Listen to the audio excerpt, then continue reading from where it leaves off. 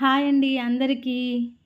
వినాయకుడికి నైవేద్యంలో వినాయకుడికి ఎంతో ఇష్టమైన సగ్గుబియ్యం సేమియా పాయసం ఎలా ప్రిపేర్ చేసుకోవాలో చూద్దాం. స్టవ్ వెలిగించుకొని ఒక గిన్నె పెట్టుకొని అందులో నీళ్లు వేసుకోవాలన్నమాట. నీళ్లు వేసుకొని నీళ్లు చూపించిన విధంగా చూడండి. బాగా బాయిల్ అయిన తర్వాత నేను 1 కప్పు సగ్గుబియ్యాన్ని అందులో వేశాను. బాగా బాయిల్ అయ్యే వాటర్లో వేసి బాగా తిప్పుకుంటూ ఉండాలి. ఎందుకంటే అవి ముద్దలాగా అయిపోతాయి కదా, అలా అవ్వకుండా కొంచెం సేపు ఒక 5 మినిట్స్ వరకు తిప్పుకోవాలి. ఇంకొక స్టవ్ మీద వచ్చేసి నేను పాయసంలోకి పాలు కావాలి కదా, అందుకని ఇంకొక స్టవ్ మీద నేను పాలు కూడా పెట్టేశాను. చూడండి సగ్గుబియ్యం ఎలా బాగా గుడ్లులాగా వస్తున్నాయో.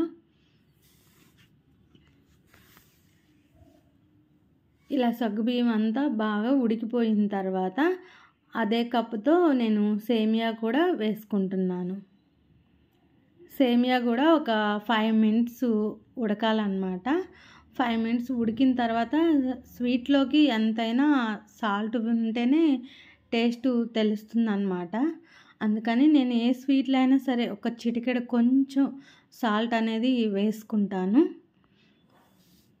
ఇప్పుడు వచ్చేసి సగ్గుబియ్యం సేమియా బాగా ఉడికిపోయాయి అన్నమాట. ఇప్పుడు వచ్చేసి కొంచెం ఇలాచీ కూడా వేసుకోవాలి. వేసుకొని మిక్స్ చేసుకుంటూ ఉండాలి.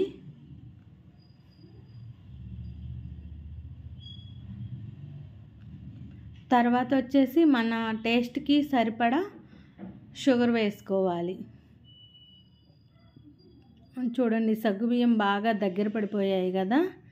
మన టేస్ట్ మనం కొంచెం తక్కువ తినే వాళ్ళు ఉంటారు, ఎక్కువ తినే వాళ్ళు ఉంటారు కదా. నేనైతే నార్మల్గా తింటాం అన్నమాట.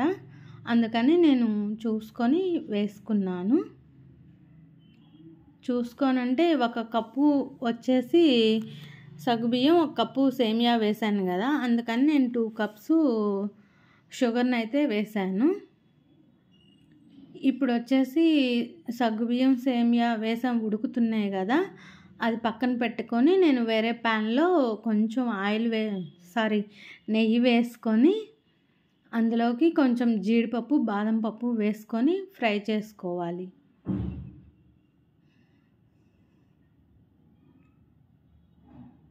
చూడండి నెయ్యి వేడయింది. కొంచెం బాదం పప్పు, జీడిపప్పు ఫ్రై చేసుకోవాలన్నమాట. కొంచెం లైట్గా గోల్డెన్ బ్రౌన్ కలర్ వచ్చేంత వరకు.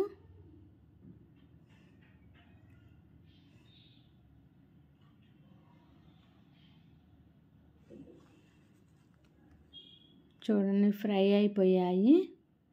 ఇప్పుడు మనం సగ్గుబియ్యం సేమియా ఉన్నాయి కదా, అందులోకి కాచి చల్లార్చిన పాలు కూడా వేసుకోవాలి.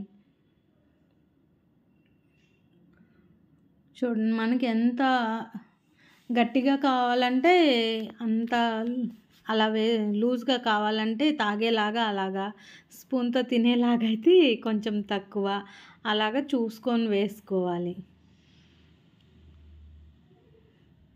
కొంచెం లిక్విడ్ లాగా ఉంటేనే బెటర్, ఎందుకంటే చల్లారిన తర్వాత గట్టిగా అయిపోతుంది కాబట్టి కొంచెం ఎక్కువ పాలు వేసుకుంటే మంచిది. మనం వేయించుకున్న జీడిపప్పు, బాదం పప్పును కూడా వేసేసుకుందాం. మన సేమియా అయితే సగ్గుబియ్యం సేమియా రెడీ అయిపోయాయి. సూపర్గా ఉంటుందండి.